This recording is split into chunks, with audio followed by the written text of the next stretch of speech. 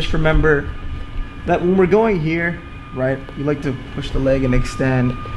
When I've decided that I'm gonna go for this sweep, it all connects together at once, right? So I don't wanna I teach it in steps, but I don't do it in steps, right? So when we're going for it, I'm coming here. As I'm coming back, right? As I'm gonna go back to put my butt on the mat, everything is coming close. Like, you almost can't help but to fall, right? So remember that, just because the guy, you know, Mr. Lance is not gonna just stand there and just watch me set up my position, right? They're gonna fight.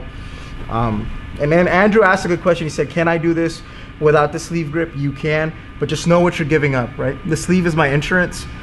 Even if he posts, when I come here, he posts on his elbow. He posts on his elbow, right? Which is what you're gonna get here. They're gonna post on their elbow. I can always just tug and pull. But if I have a collar grip, he can bounce right back up, start working to shuck my hook off, and you know, you just have to get ready for another battle. So if you do want to switch grips, like I always say, just know what you're giving up. I like to preferably grab the sleeve grip. It's not something I really have to hunt for as much as a collar grip, because when I go for a collar grip, Lance is gonna break it, right? Nobody really likes to get their collars grabbed, and you should be popping grips. So this usually comes naturally off of people just wanting to initiate HQ passing. So I'm gonna show a couple finishes that I like to do from the top once we've swept. So everything's the same. I'm here, pull, right? I bring it all together, I tilt, I come up. So finish number one, very fundamental. I pull the sleeve up, right?